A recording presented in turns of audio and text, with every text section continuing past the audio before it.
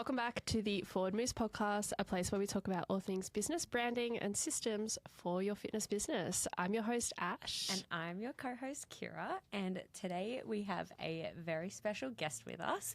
Not only is she an integral part of the Forward Moves team, but she is also an IFBB pro, and she also now has her own posing business. Welcome to the Forward Moves podcast, Lisa Reid. Hello, thank you for having me. Welcome. That's actually so funny. I was thinking about the podcast in the car this morning and I was like, integral. Really? That's so funny because I didn't even think of the word until like not that long ago because I was like thinking of my intro and I was like, oh, integral. I was like, I love that word. And I was like, she's an integral part of the team. I love it. We're really excited today because although Lisa is a big part of our team, we're actually going to be speaking a little bit more about her journey to her business and everything that's come with it. Are you a little bit nervous? I am. I've done quite a few podcasts before, but they've all been about my kind of journey as a competitor and like my journey to pro, not, about the whole business side of it. So obviously my business is still, a bit of a startup, like I'm still quite new, but I'm excited. Do you want to talk a little bit about it? What's it called? Who do you take on? Sure. So I run a posing business for bodybuilding competitors. Mainly work with, I only exclusively work with female bodybuilding competitors in the federations of IFBB, ICN, NBA, WMBF. They're pretty much like the four federations that I do. In terms of divisions as well, it's bikini, fitness, and sports and wellness as well. Are the poses different in the divisions? Yeah. Really? So they are. And it also differs from federation to federation. So I'll give you an example of, say, like bikini as one division. In IFBB, it's one way. We have like a front pose, a back pose. If you go to ICN, it's then different. There's 4-quarter turns. They also pose differently. They've got to be a little bit more front on in their front pose. The back pose is different in terms of their hands are up instead of hands down. Then you go to NBA. It's actually just this year kind of changed and it's kind of based on like the IFBB. But then you go to WMBF as well. That's different again, where it has elements of both. So it's got like a hands down back pose, but hair is, behind their back. And then the front pose is different because they've got to be like directly front on, and then the side poses. So it definitely differs between each federation, even if they're the same division. Like I've got girls who are in 3 of the federations. Every single thing they do is different. So it's like, oh, am I moving my hair this time? Am I putting my hands here this time? So yeah, there's definitely a lot to think of. My head's going to explode. And you were mentioning a lot of federations that you're pro in as well. Yes. So you went pro in ICN. Yes. WNBF. Yes. IFBB. Yes. Is there another one? No. Only 3. Only 3? But third and final, I'm not moving anywhere else now. So I've obviously given up my WMBF and ICN kind of pro cards now. I'm exclusively, with the IFBB. Because you can only hold one, right? In terms of like the natural federations, like I had pro status in multiple federations. If I wanted to do multiple, I could. IFBB though, I'm exclusively, to IFBB. Yeah. Same as like if you're an FMG pro, you're just a pro with FMG. Like you give up your status to any other federation. Yeah, okay, that's cool. great. And was your journey always IFBB at the end? It wasn't at the start. No. So it definitely wasn't at the start. Back in the day, I didn't even really know what it was. I was also a tiny little, natural athlete who just thought IFBB was for, people who were taking tons of PEDs and had fake boobs and like just everything that I wasn't really. It just kind of became as I started to grow more in the sport, be more experienced, kind of like actually started to realise like how if I did put in, the effort and the dedication that was required, that, I could eventually like reach my goals. So my perspective definitely did change. And as I started to succeed in the natural federations, I knew that IFBB was going to be my end goal. I was just waiting at that time where I knew that, my physique was ready because I didn't want to get into IFBB until I knew that I was going to stand on that stage and, really be able to like belong and actually be competitive. So that is why I did kind of take, that extra time. Did you also wait a little bit longer? Because I'm pretty sure you've said it in another podcast that you're a natural athlete in a not untested federation. So did you wait a little bit longer just to feel like ready in yourself to be competitive? Yeah, absolutely. That's all what it was. And it's honestly, it's still me now. Like I'm still a smaller person. Like I'm still trying to build that muscle. So it was like, I really wanted to go into the IFBB like a bit earlier.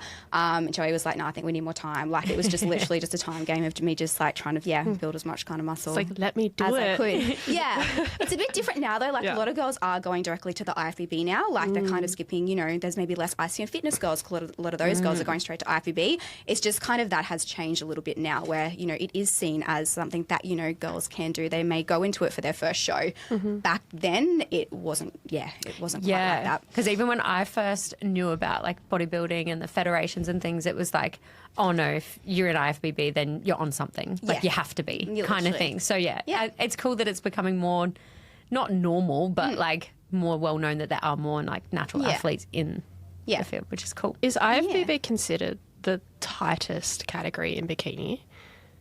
I know that, like, for example, FMG, they're quite, they don't have to get as like they're softer looking, as lean, soft, like conditioned and stuff. Yeah, there's definitely just like a different, like a bit of a different criteria. If you're like looking at criteria in terms of conditioning and stuff like that, IFB bikini 100% is a lot more conditioned than like an ICN bikini for sure. Same with FMG, but it's also IFBB is a lot more about the structure. Like in terms of your front poses, like you've got to have that hourglass figure, you've got to have the tiny waist, you've got to have, you know, your glutes balancing like your shoulders. Whereas in FMG, they're not in those set poses, like that set front pose. They can move around. They're not actually being judged as much on like, you know, the structure that IFBB like kind of bikini is. Right. Yeah. As you can see, Lisa knows her stuff very well. And I've always heard that posing is, if not the hardest part of competing. Do you agree? For a lot of people, yeah. Yeah, for sure. Some people, you know, especially if, like, I grew up on stage. So for me, I mean, I still had to work for it when I first started. Me trying to pose to show my muscles was totally different to me performing like a ballet routine. Like, it's a lot different. But for a lot of people, yeah, like if they're not used to moving like their body like that, if they're not used to being on stage, if they're not used to, you know, walking in heels, like it is. Yeah. Yeah. For sure. Like, I know when I first, because like I didn't do dance. I didn't ever go on stage or do anything like that. Like, I played footy and I did sports. So like when I first started loading, I was like, what is this? Like, I have to do what with this, with my ankle and this with my knee and this. I was like, what? And then it was like, oh, and walking in heels. You're not just walking in heels. You're walking in heels like this, and it's different. Oh my goodness. It was so hard to learn. Yeah. Like, yeah. Practice is the only thing, really. Literally. But yeah, it's like a whole different ball game. And Yeah. I feel like the most common thing that gets said is like, if you don't work on your posing, then like you need to be able to show the work that you've done in the gym. So it was so hard. It really makes or breaks the physique. Like, you can see someone who has the best physique. If they're not showing it on stage in those like poses, they're not going to win. When you're on stage, are you really overwhelmed, like, at the start? Like, can it take away from the experience because you're trying to focus on hitting your poses so much? It can for some, it's different for everyone. Like, some people literally go on and just like completely black out and like say they didn't remember anything. To me, like, I do, like, I remember everything. I take it all in. But again, like, I was born on the stage. For me, like, I thrive on it. I love it. But it is, like, for some people, it is like quite challenging. You know, even just little things like remembering their number. Like, they'll be on stage when they're telling you to like swap places, and people will forget their number, so or they won't hear their number being called. It really is like there's so much to it. There is so much to it. And obviously, I feel like it's kind of been this thing for you where you were a dancer. Yeah. You've always been on the stage. Do you think it was just a natural progression because you fell in love with bodybuilding that you've started your own posing business? Yeah. I think so. Did you almost love that, like, that when you stopped dancing, that it was like another reason to get back on stage? It literally was. So I haven't had a break from being on stage ever, really. Like, I mean, obviously during like the whole, like the, you know, times of 2020 when comps and stuff weren't happening for a few years, that was like the longest time. But for me, that was it, because I loved, like, you know, dancing. I love being on stage. It was always my favorite part. It was just like my biggest passion, being there. I finished dancing and then I went straight into being like a cheerleader for the NBL basketball. I was that for 8 years. I was in a dance agency, and it was literally a crossover. Like, I'd already started bodybuilding when I was cheerleading. And then I did that together for about 2 or 3 years, and then I kind of was like, knew that I was taking bodybuilding seriously. My body couldn't really handle all of it. I was just, as I started to get stronger and stuff like that, I would struggle in like dancing, in the dancing, to be able to leap in this and like all those things. And it was kind of like, I knew that I wanted to be like really dedicated like to my bodybuilding. And it kind of happened that at the same time I'd moved to Brisbane anyway, so it kind of was a natural progression. But yeah, me being on stage, being able to do me bodybuilding means that I get to still like do the thing that I'm most passionate about, and and there's so many similarities. Like, you know, dancing, I used to practice for months on end to get on stage for like a 2-minute routine to get judged. Exactly the same as this. I'm in prep for, you know, like the 6 months, whatever it is, get on stage for a couple of minutes to be judged. Like, there is so many similarities. So for me, it's just literally been such a, easy natural progression. What made you first be interested in bodybuilding? Because you said you were doing cheerleading and then you like started doing bodybuilding. Yeah. Like, what made you like try it out or like start doing it? Because I was growing up, like the thought of me actually like putting on muscle, like absolutely not. I was a tiny little ballerina who wanted to be skinny and like just eat salads. Like I wasn't exactly someone who like wanted to like put muscle on. I joined the gym when I was like, you know, like 18 or 19, I think it was maybe. Obviously just to do the group fitness classes, like that's all I would do. And then one of the PTs, I think I got like a free PT session or something like that to start off with. So I did one. And I told him, like, don't ever make me do that again, because he made me do, like, upper body, like, weights. And I was like, I hated it. Like, I hated it. So it definitely wasn't something I fell in love with straight away. Like, I was like, no. Yeah. And then a couple of years later, I was just doing, like, a gym challenge. It had a bit of functional training. And that's when I fell in love with just the whole process of having a goal. Like, that is literally what it was. Like, I loved it. Like, I was never a morning person, like, never. I used to wake up every morning. I'd go to boot camp. I'd go at lunchtime to like, you know, I'd go fucking run at lunchtime. Then I'd go to the gym in 2 classes. Like I became obsessed. Wow. Loved it. Like, you know, then I got my first meal plan, all of that stuff. That gym challenge finished. And I was like, oh, I'm not ready to finish. Like, I want to keep going. Like, I'm not ready for this to end. And then it just so happened that at that time, so this is years ago. This is back in 10 years ago. So 2014. Yeah. My partner at the time, his sister was actually in a bodybuilding prep. Wow. And I was like watching her and I was like, oh, okay, so what are you doing? And literally she kind of like told me a bit about it. Like, and back then, like Instagram, like I didn't follow anyone on Instagram. It was not on Instagram. Like I didn't know anyone who did it. I was from Cairns, very small town. Like it wasn't anywhere like it is now. So I didn't even really know that much about it. But I kind of asked her and then she was telling me. I got in contact with the coach and I literally started my prep like 2 days later. Oh my God. Oh my goodness. That's so cool. I love that. At this stage, I hadn't had a proper gym program. Like I'd never been doing that. It was just like gym classes. And I literally started a prep and competed 12 weeks later, which is not recommended now. Like definitely encourage actually getting into the gym first, having a really good backing behind you. But that's what I did and that's how I got into it.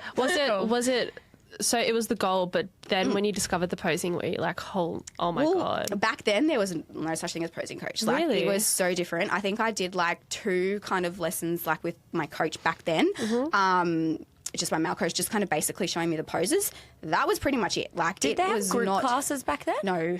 I mean, they may have in Brisbane, but I was in Cairns. Like it was very like he had one other kind of competitor as well. I've got a photo of us, like pretty much it. But I don't have, and I wish I did, I don't have any footage of me doing posing back then. I don't have any like photo, like, you know what I mean? Like, oh my God, that would have been so cool to look back. I know. On if you did, I know. I wish I had like that. recording yourself and all of that sort of stuff wasn't that big 10 years ago.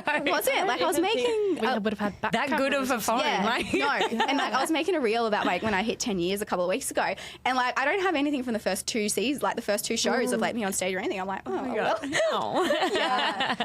And I feel your business was a long time coming. I love your story because it's not the typical story of launching a business and having to grow your status, because you already had that. And you won the posing award in season B last year, didn't you?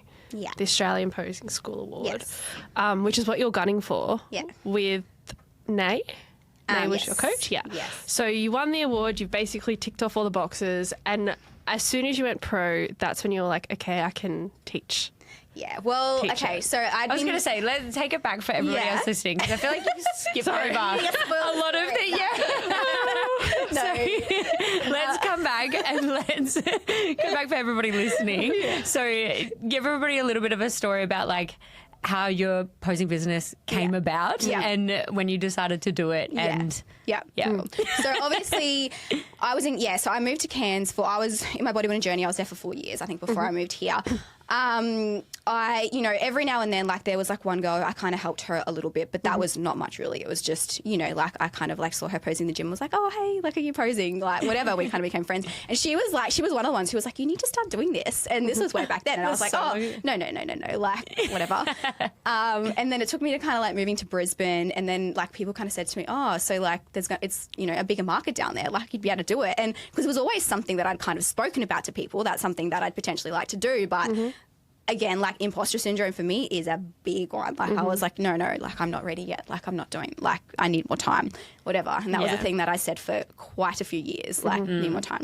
Like I'd even be watching shows and kind of like be saying something to Joey and he's like, well, what are you doing about it? Like, you know, like you're saying things about how people could improve or like whatever, but like, why are you not doing it? Like, you've literally, you know, you can do it. And it really was. And I think it's because I care about it so much. I'm so passionate about it.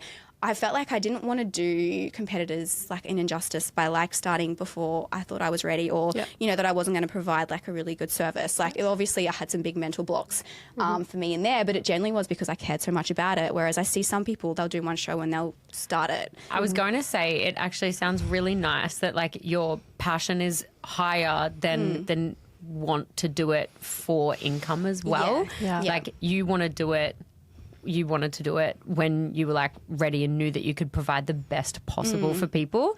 So that's really nice, I think, to hear. Did you have a lot of boxes you wanted to tick before you got there? Yeah, and I'd done like quite a few things, obviously, because I did have like my pro card. So into other federations, like at this time beforehand, like I'd obviously used to go to the workshops. Like I used to help people there. I helped another girl.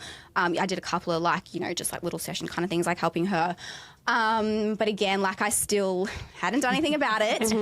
Everyone around me will say they were kind of all trying to encourage me, and I was just like, anyway. So what actually started it was before I won my pro card, but it was actually with one of our very own. So it was with Ray. So Ray, our beautiful graphic designer, was going into her first comp, and I actually remember us having a conversation. Like I think it was a Christmas party, like 2 years ago, whatever. And you were like, oh, actually, I was in the office as well. Anyway, there's been a couple of times where you've been like, you should get Lisa to help you. Like get Lisa to help you. Me and Ray weren't even really that close by that stage.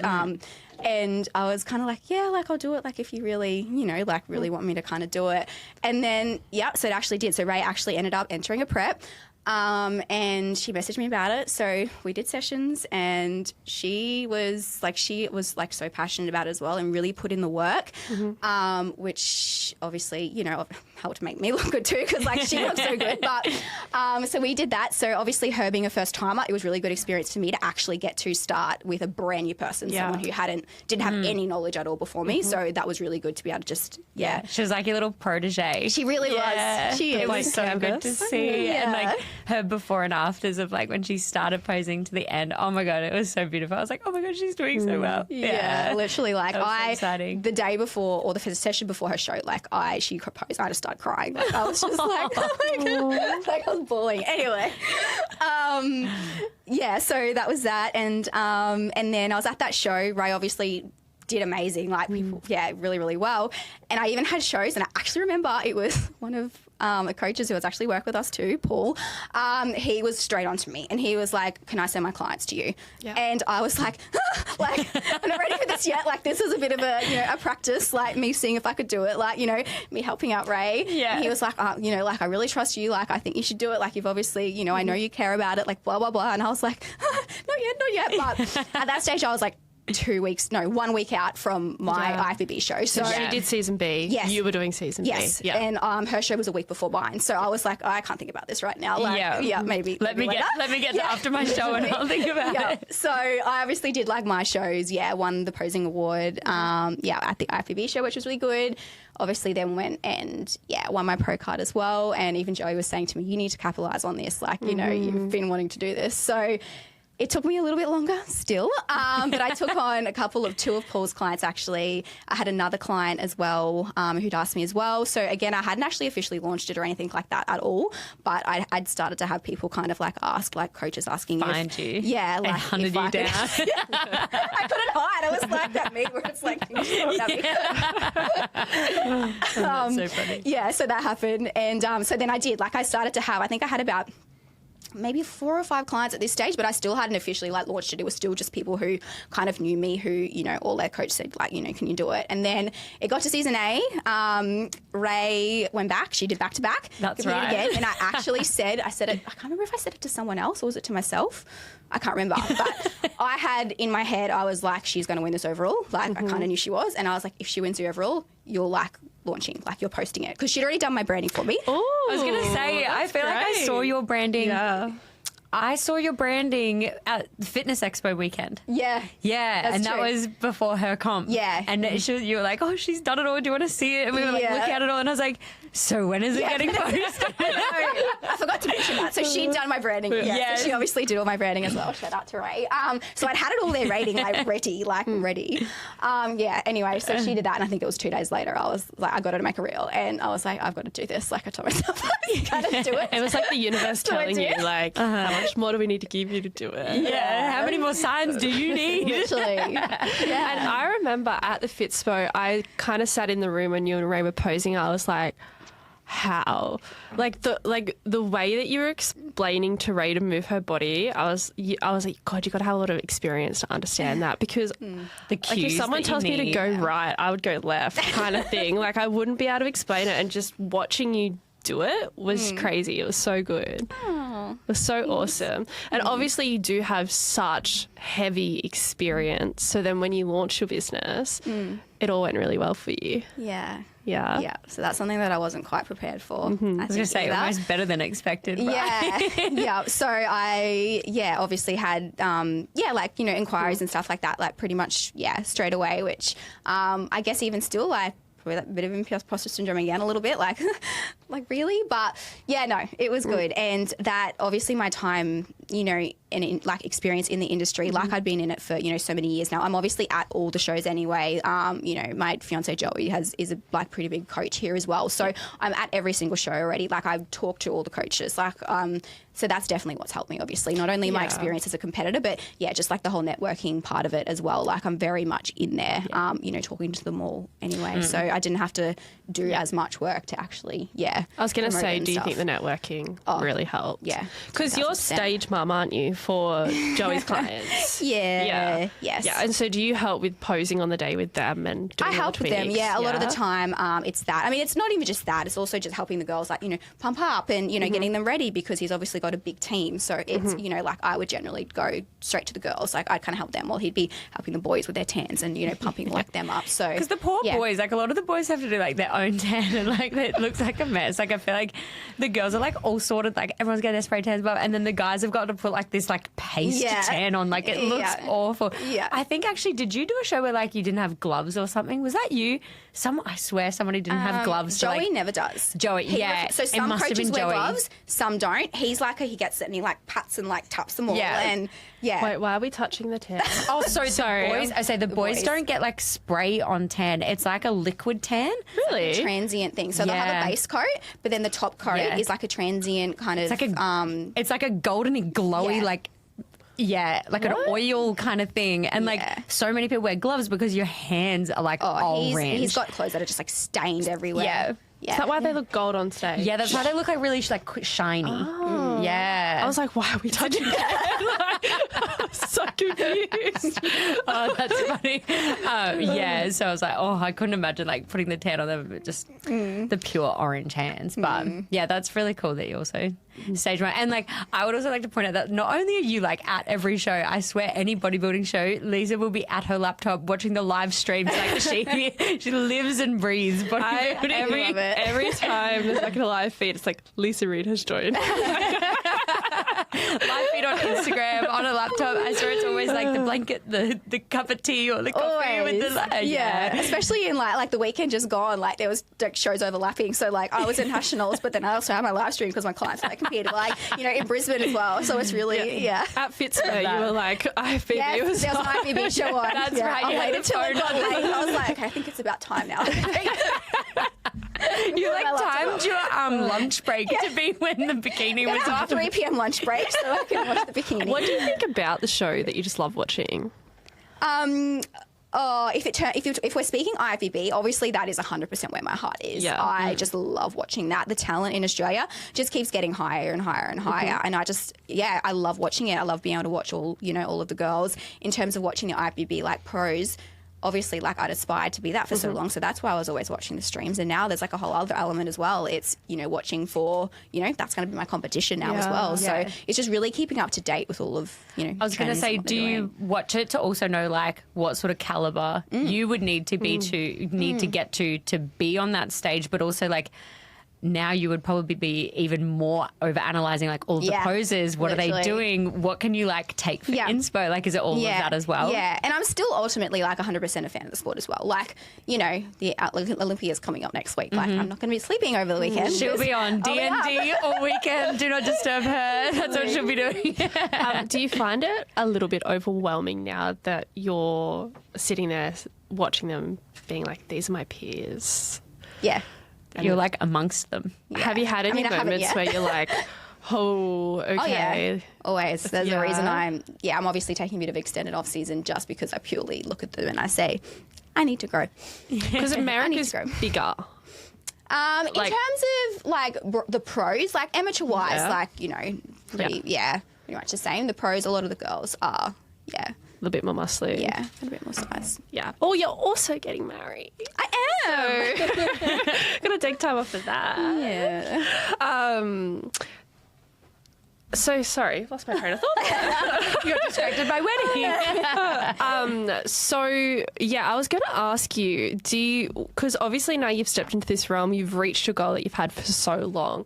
Have there been moments of feeling a little bit lost, or now you're just on to the next goal and you know exactly where you want to be? Yeah, definitely just straight on to the next goal. Yeah? Yeah, I think for sure. Yeah. I mean, I do, like, over the weekend, I'm like, oh, I'd love to just be able to get up on stage, like, now. But, again, it's just, like my whole rest of the journey is it's just really being patient and just trusting that if I, I'll put in the work, then eventually I'm going to, I'll get my time again. Do you feel any pressures being at the top of the game now? Yeah, for sure. I feel like a lot of the time it's the pressures that I put on myself more than the pressures that kind of come from other people. And that's been, I think, how it's been for a while. Like, I obviously do really, you know, genuinely care about it. Like, I genuinely want to do well. Now, I think there's probably, like, I guess there's a bit of an expectation, I guess, to actually, you know, like, really act like a pro and, you know, like, represent the sport. But that was kind of what I was doing anyway. Like, I felt that I was already doing, you know, what was kind of, like, required of a pro. I hear anyway. that being thrown around a lot of, like, act like a pro in terms of, like, what that means to you. Like, what would you say is, like, act like a pro? For me, I guess it's just being, like, committed to, you know, that bodybuilding goal. Like, even in my off season, for example, like, it's still really taking it, you know, seriously. Obviously, you can still go out and have, like, a dinner or go, you know, like, a wedding and, like, you know, celebrate or whatever like that. But for me, I definitely think that it's still good to just be, like, a role model, like, in that respect as well. You know, just staying true to it as well. In terms of, like, everything, training, nutrition, like, posing, just, you know, really, like, living and breathing it, for sure. Yeah. For me. Cool. And doesn't mean that everyone, like, some people do, like, some pros compete and they just completely take a couple of months off completely, which also is fine. I just, like, want to be able to be a good representative for the sport, I guess, in a lot of ways, like, even, you know, like, sportsmanship, all of those things as well, and just being able to really support the other athletes. That it would almost be, like, harder to go in and out of preps if you take, like, a complete step back. Do you think that? Yeah. Like, I would assume that would be really hard to, like, go from, like, full throttle to the next, like flipping each way. Is it like, does that help with consistency? Is to just be like, okay, we're in prep now and not that much actually has to change? Nothing really changes. It's just, you know, I've got more cardio, I'm eating less, and if I go to a wedding or to a restaurant, like, I just won't be eating. Like, that's pretty much kind of like all that. That really changes. So it's just living and breathing it anyway. Just Do you feel like there's more eyes on you? Yeah.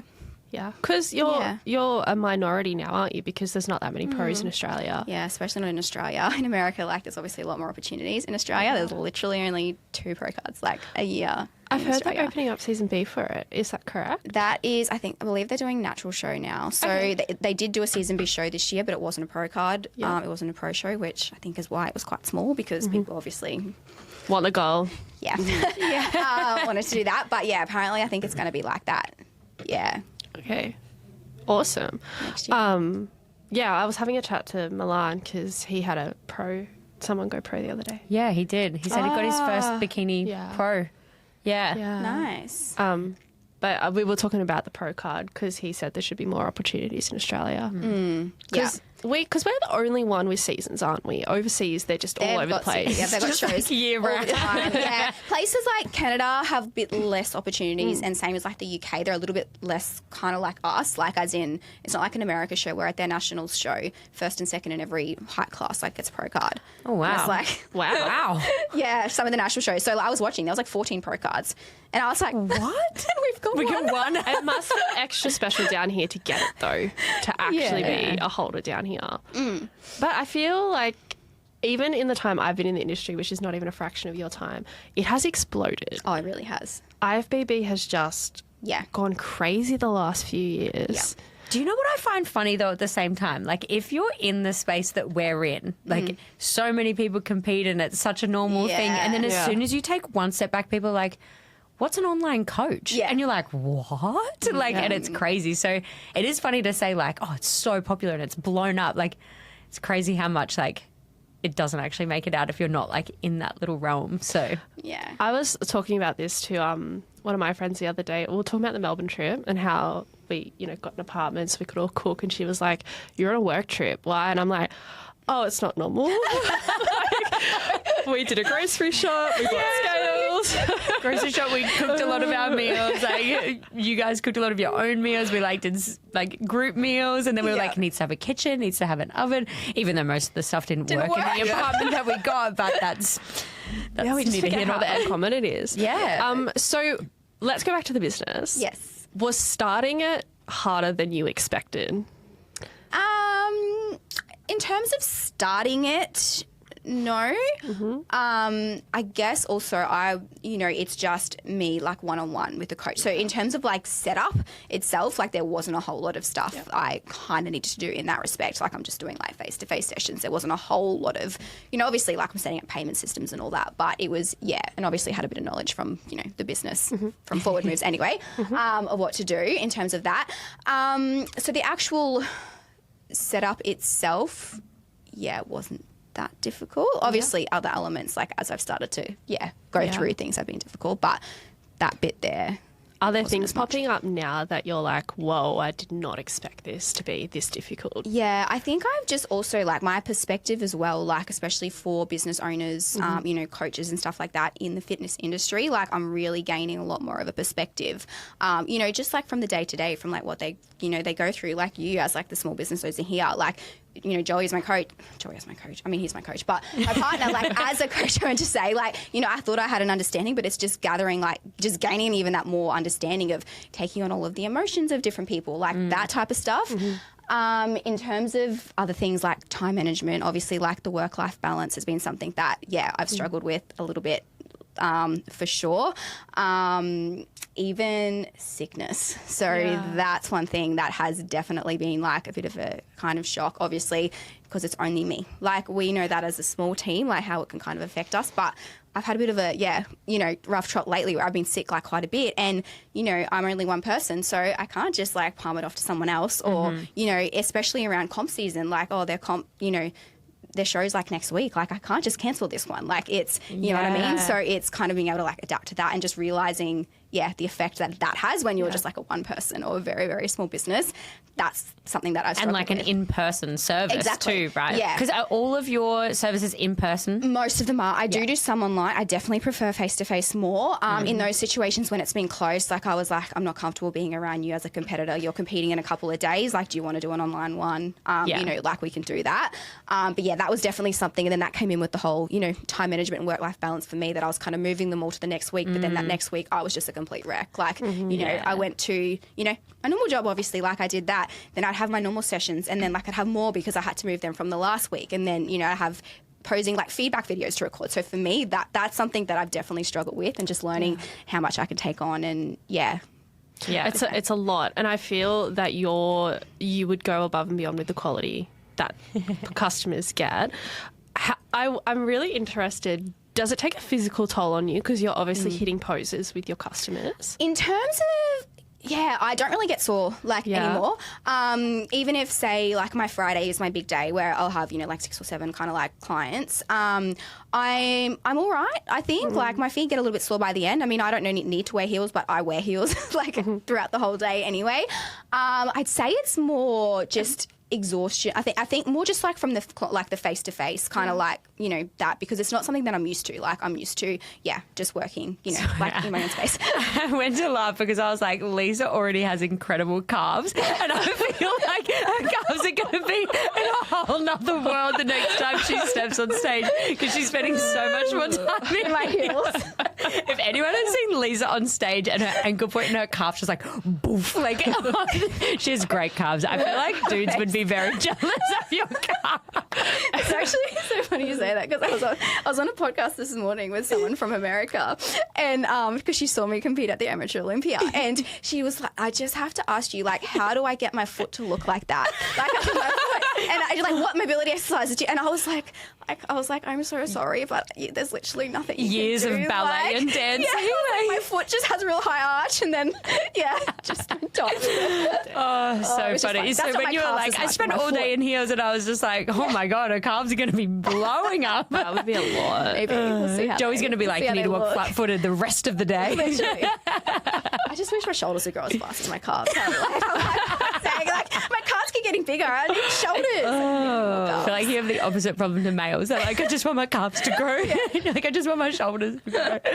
Oh, that's funny. Yeah. I remember we found that loom of you deep in prep just before, and your shoulders were just like, so good.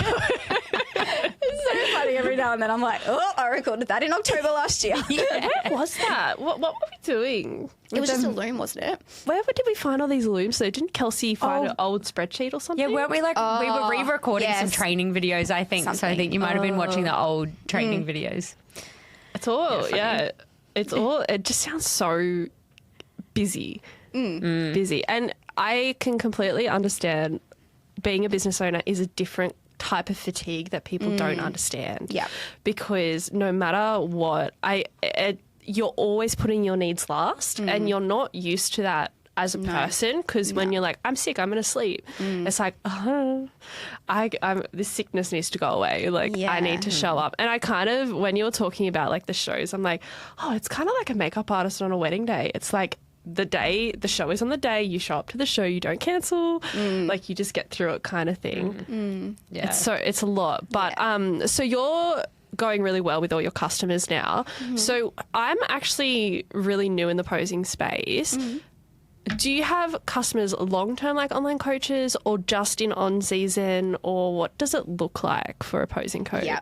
So obviously every client is different. Yeah. Some will kind of come to you, you know, quite last minute. Other people will obviously get in touch with you early. So, you know, I've got clients who, they obviously know the importance of it. They know they need to start early. So, you know, they're competing in Season B next year or Season A next year, but I've already been, you know, posing with them, especially if they're changing federations. And generally it is because they kind of know, especially with IFBB, this is definitely one where I've started people like quite early. Yeah.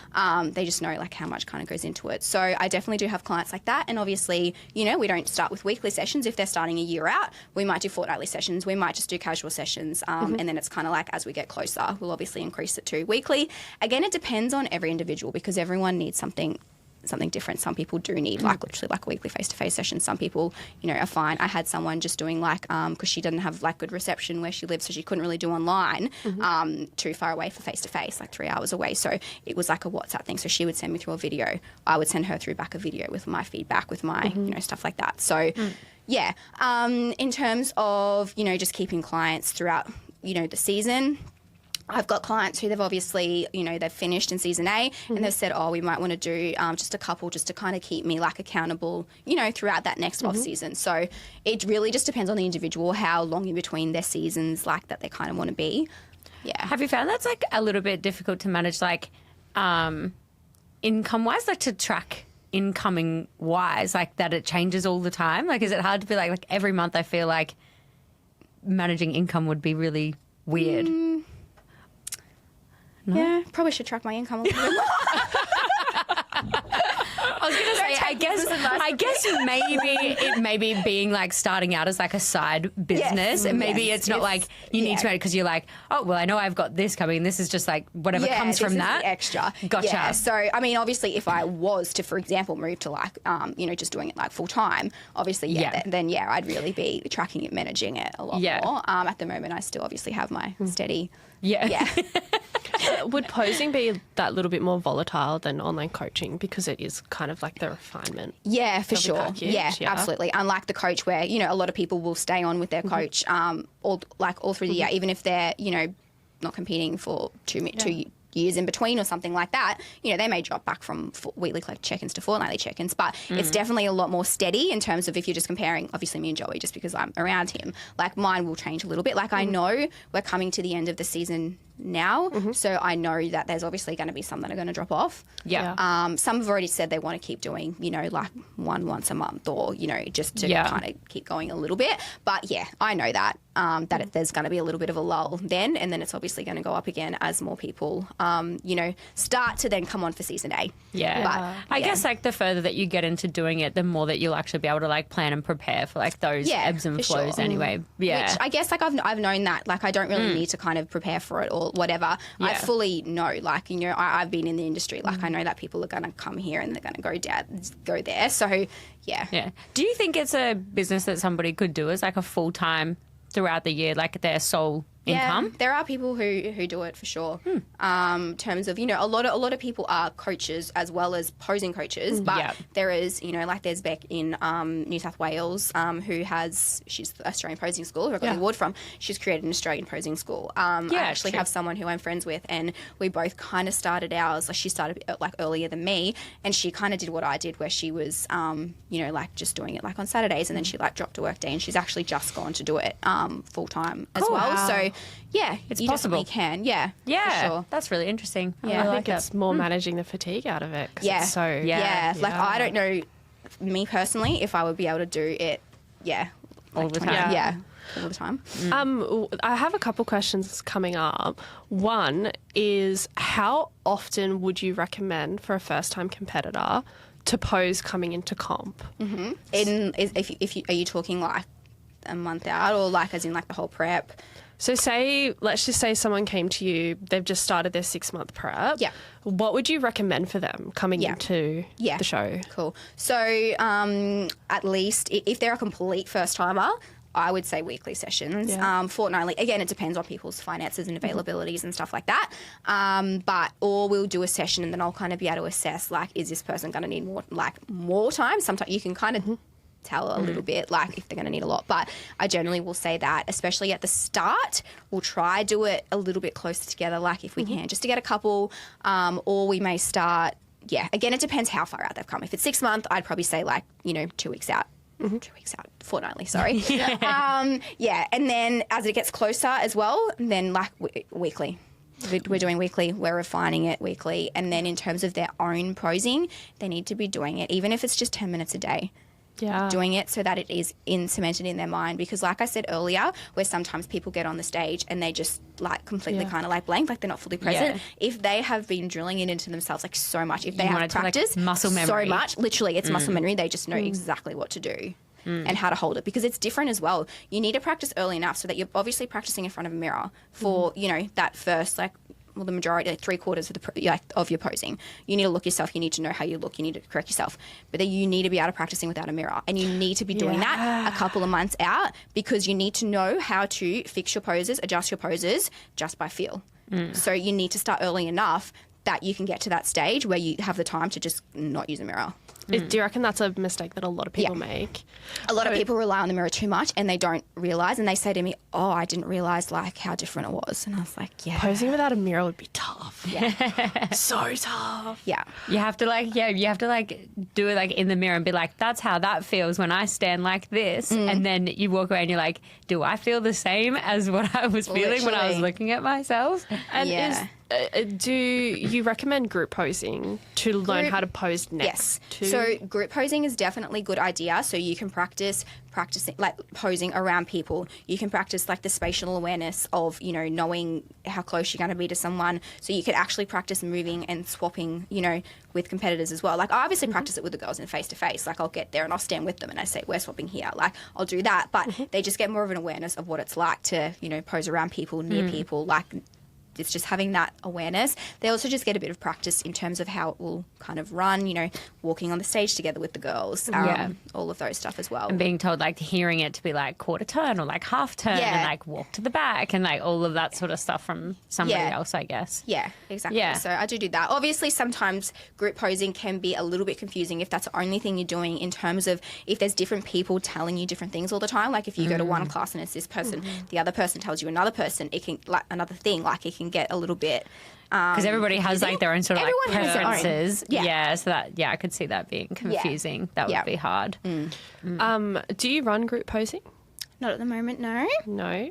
Are there IFBB like a accredited kind of approved? Yeah, not classes? really like in Queensland. IFBB obviously run their workshops, but that's just every season. So before every season, they'll have a workshop where everyone comes. The judges will come, you know, Tony will come and they'll do that. It's not as much like, you know, an ICN where they literally have weekly posing kind of classes. Yeah, because they normally, for the IFBB, they normally have like some pros go and like help take through like posing and stuff like that, don't they? Yeah. But that's only like the one time before the show. One time. And unfortunately, since I've been a pro both times, I've been away and haven't been able to do it. It's devastating. Anyway. I could see though, do you find it beneficial to go to the group posing classes because like bodybuilding can be like quite an isolating sport? Do you find it's good for like talking to other people in the field? Yeah, a lot of girls do, And I'm obviously back in the day, back when I did it, like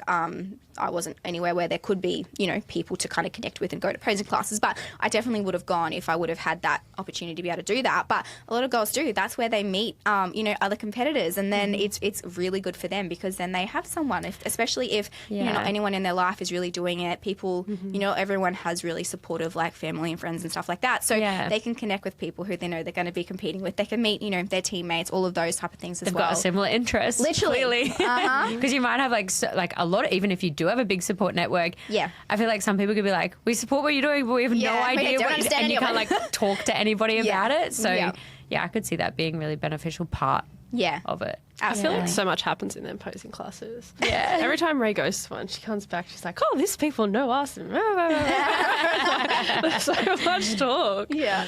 Are you going to be doing photo shoot posing or just sticking to competitive posing? I've never heard of someone doing that. Like, there's posing coaches down in New South Wales that will help you with like a photo shoot or something like that. I have one person ask me that, and that was something that I didn't even consider. I was like, huh?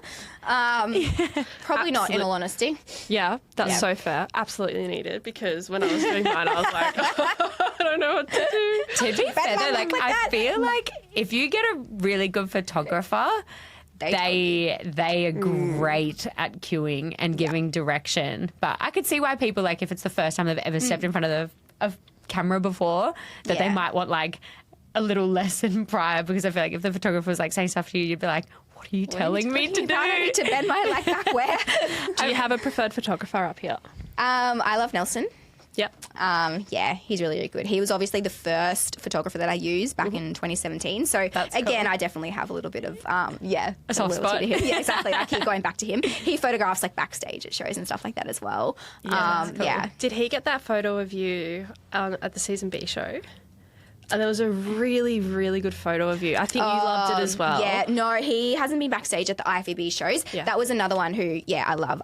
Em Rolls, so she's from Law Photography as well. She took a lot of the backstage ones. But all the IFBB backstage photographers are amazing. There's like Brownie, there's, like Nate, there's quite a few that do really good ones. Photo shoot wise, I actually haven't shot with like a lot of photographers. I did do one with Em as well from Law. I've done one with Life Vibe. Portraits. Vibe Collective? I did one with her. She was really good. good? Yeah. Yeah. She direction and everything. Yeah, I was she going to was say, like are my they good first one. because they're in it and they know what you're Yeah. looking for? Yeah. Probably. There's a lot there. Like, obviously, you know, Nelson's someone who's been around so long. He really knows how to direct you. Emmett Life Portress, like, same thing. I've obviously heard Muscat, like, Alex is really good at directing people Yeah. as well. Yeah, but I guess I haven't done a ton of photo shoots. And in all honesty, a lot of the time I'm so focused on my prep. Like, my first IFBB prep, after I had that big break due to COVID and stuff like that, I did not care about a photo shoot. Like, people were like, are you doing a photo shoot? And I was like, I don't care. All I want to do is get back on the stage. Like, that's all I care about. So for me, it's like, even this, like, my photo shoots last year was such last minute, because I was just gonna like, say. I'm competing overseas, like, I'm doing this, I'm doing that. Like, I just, for me, and I know a lot of people, it's great, like, do it. But yeah, I was going to say, you were like, oh, it's such a last minute thing. I was like, go do it. I was literally like 3 days before, I was like, so this Tuesday, I need a longer lunch break to go have a photo shoot. That's so funny. As a posing coach, what would be your top tips for a customer to look for, know, and just make the right choice with? Because it's a half the package.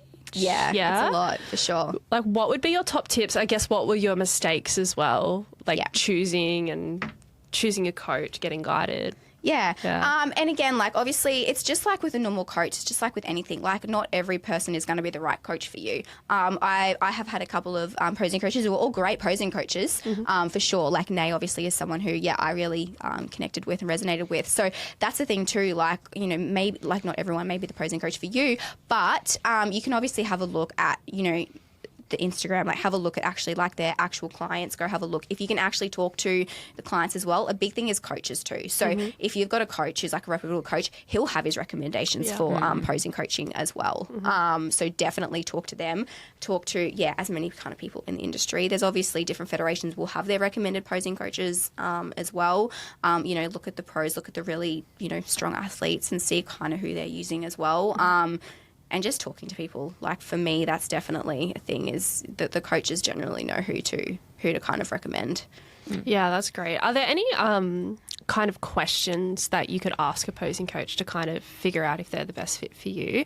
Because I feel like in any business, and not just posing, when business comes your way, you can tend to say yes. Oh, yeah, I do that. I do that. I can do that. Would it be rude for a customer to say, hey, I really want to nail my front pose, my back pose. Can you show me a bit of experience? Would you recommend questions like that to coaches, or would it just be more talking to your network? Definitely speak to the coaches as well, like, for sure. You know, interviewing them. Again, you're going to know if they actually sound like, you know, they genuinely know what they're doing. Even like federations as well. So just asking them, what federations do you have experience in? Because someone, they may have not done any form of IFBB posing as an example, but or not even competed in themselves, but they may be doing it. So that's definitely a big thing as well. Like, asking like what their experience is, what kind of what they've actually competed in exactly themselves. What they've done themselves. And that's not to say that you can't be a posing coach if you haven't taught a federation. If you're that experienced in the industry, you look at someone who's been in the industry for a few years, just because they haven't done that federation, like, that's a newer federation, it doesn't mean they can't teach it. Yeah, not for sure, but it's obviously just knowing, like, if there's someone who, you know, has got that experience, then Do you think teaching it is harder than knowing it? I was listening to a podcast the other day, and it's, you can be really good at something and you can be really bad at teaching people how to do it. Was that a huge shock for you with, okay, I know the cues, but how do I explain this to people? That honestly is another reason, I think, why it took me so long, why I was like, I'm not ready yet, like, I need more time. Because of that. Like, I've definitely know that. Like, you can 100% be a poser, but doesn't mean you're going to be a good teacher, for sure. Do you love the teaching aspect of it now? Yeah, I do. And it's definitely, like, just understanding, like, I'm still learning as well myself. Like, I definitely have, you know, a lot more experience in learning and stuff like that to do. The big thing obviously is, like, really learning the cues and what cues actually work well for... Like, what sinks in for people to understand. Yeah. So, you know, I'll say different things. Like, if it's like the back pose, it's like, all right, like, imagine like you're doing an RDL, and then imagine this. So it's just like different things like that, trying to come up with the different cues. So that's one thing, definitely, because not everyone's going to, you know, understand the same thing either. And that's another reason why, like, at the moment, I'm mainly offering face-to-face, because I want to be that confident practicing with people when I can actually show them the moves, like, learn how to tell them before I go, you know, like, really start to offer a lot more online. Again, that's the thing. It's like, no, I want to really make sure I really know and learn like these cues, how to show people. That's such a big thing in this world. 'Cause I feel like that's the same as PTs. It's like, go and do your face-to-face time before you take it online. Oh. And is working with really good. like different bodies hitting poses a challenge as well? Yeah, because some people, again, like a lot of the time it is like structure as well, especially if you look at an IFBB bikini, like it's very much, you've got to have that good structure. So for sure, it's different for everyone. Like everyone, you know, if it's in terms of a front pose, depending on, you know, how small their waist is, how, you know, wide like other things are, you've got to position them in different ways. So for one girl, I might have their foot positioned, you know, with their foot facing like the front. The other person, it might be more turned in. Like there's definitely different things that you got to do, and you've just got to like look and actually work out for that individual physique. Like do you have like a so hard. pre-screen process where you like kind of assess what they look like before going into it, or do you just go into it blind?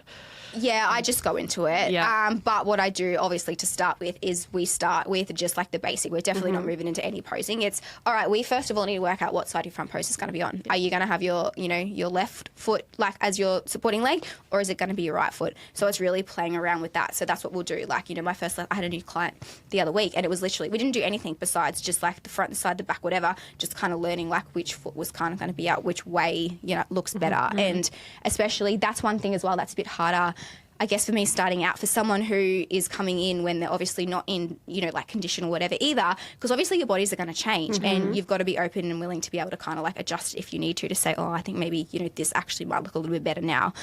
So it's just, Yeah.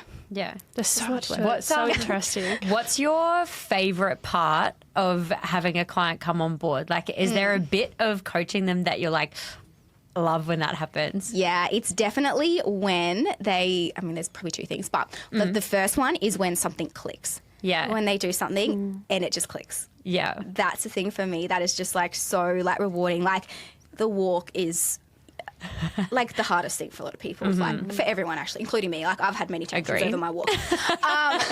The IFBB walk looks hard. Yeah, it really is. Even obviously now, even it's like a thing like in ice, it's everything now. But obviously, you know, like I had someone and we were working, you know, on that back walk for like, you know, quite a few sessions. And when it finally like we were like, you know, worked out like what she could do, what tweak, like whatever, it was just like, oh, and it's just like, that, just like, oh my God, like when that like happens, or when they kind of realize even like in themselves, like something, and they're like, oh, like, you know, they'll do it, and it's like, that was so good. Like, yeah, you nailed it. Like, that's the exciting bit when they kind of, you know, will nail that, like that first turn that they nail, or that first, thing. Love that. That's really cool. And then obviously seeing them like on stage, even like I said, the last session before they actually get on stage for me is something that would be surreal. Yeah, that I really like, love and get to see it. And then actually seeing them on stage, seeing them, the hard work. I think I've told you this, but so my partner, no idea about bodybuilding, but because Lisa was competing last year, we were watching her on TV, right? And so he was starting to really enjoy it. He was getting really competitive. And then come this year, Ray was on stage and he had noticed her posing and he was like, oh my God, her posing is amazing. And I hadn't mentioned that you were her coach. And I was like, oh yeah, Lisa's Ray's coach. She's like, no way. So then it must have been like the next show. I think he had a few girls who he's like, that's a Lisa pose. That's a Lisa pose. And he could just tell who your clients were. And I was like, how do you know? I don't even know what's happening. So yes, people are noticing, which is really great. Oh, yeah. I love that. But yeah, he complimented on the posing without even realising you were the coach. So that is a credit to your passion to posing. So we've been talking for forever. This is such an interesting topic. I really love it. I want to jump into one final question before we do tie it up and give you a little bit of a space to promote your business. But you did mention a little bit on imposter syndrome. Yeah. How's that going? It's going. I'm definitely like working through it, for sure. Like actually starting to see some of the clients actually, you know, like have success is obviously like does help it a lot. Obviously, I've got a very supportive environment and stuff like that around me as well. You know, obviously had yous originally being like, you should take her on. And then, you know, I've got like my partner, I've got like my friends who are very much like very, very like supportive of me and like, you know, biggest cheerleader and stuff like that in that regard. So that definitely helps. But I think think it's just something that I obviously kind of like overcome with, as time goes by, as I have more kind of clients come through the door, as I start to see, kind of see. Do you think success. it'll be a challenge because you're obviously so passionate about it? Do you think it's going to be a challenge for you if, the result isn't what they got? You might hold a little bit of it.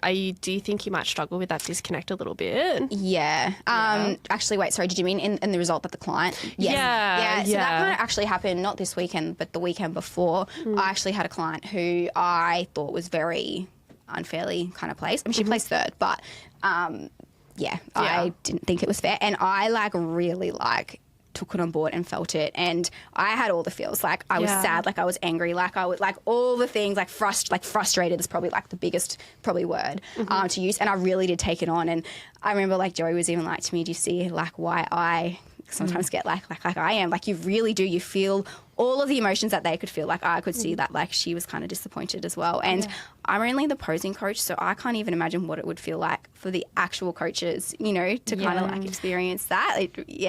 Do you think that's hard to also like, because you obviously feel bad for the client for like the placing and you thought it was unfair, do you sort of find like, I know that you said it's only happened like the once, but do you try and like pull yourself out of that because you don't want to take away how they might be like? I feel like that would be really hard to be so mad, but then be like, I don't want them to know that I'm mad because I don't want them to think that they yeah, for sure. So like I obviously went straight back and like saw her and just gave her some more like, just kind of spoke about, all right, we can potentially look at looking like this, like blah blah blah. Obviously still said like you look beautiful up there and blah blah blah. And so, I feel like I would really shock because like something happened to me like that on Michael, and then like everyone was coming up being like, no, I think you should have placed better and blah blah. And then I was like, and it kind of like not ruined it, but I was like, oh, maybe I should have placed better. Yeah. And then I kind of wasn't like, oh, wow, I still did it and I placed. Like, I came fourth. And I was like, oh, I did better than I did the year before. But then I was like, should I have done even better? Like, I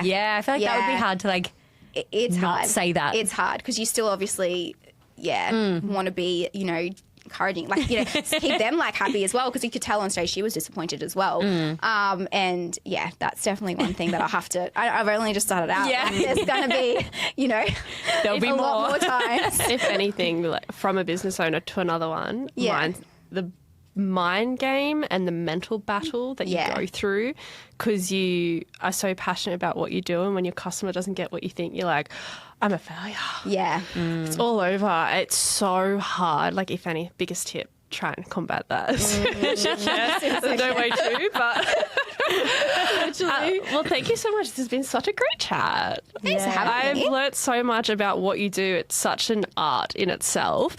We want to give you the floor to promote your services. We have lots of coaches that would be looking for a posing coach. So where do they find you? What do you offer? And go for it. Thank you so much. So if you want to have a look at my posing page, it is pose with Lisa _. You can also just access it from my personal page as well. There's a link straight to it, which is Lisa Jane Reid. I've got an inquiry form on there as well, which you can submit and fill out, and I will get back to you. If you have any questions, obviously feel free to DM me as well on the business page, please. I'm terrible with my own Instagram.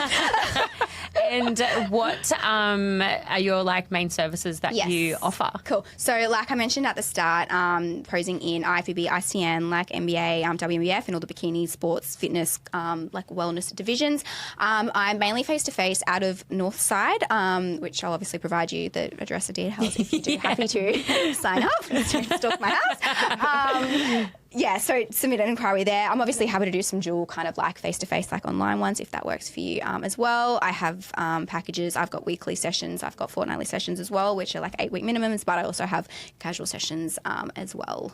And cool. Yeah. Beautiful. That's about it. Well, thank you so much. Such a great chat. And I don't know how to time podcast. I always suck at it. Thank you so much for joining us. And we hope that our listeners have enjoyed learning a little bit more about you as well. And thank you so much for coming on. Thank you. Bye. That was great.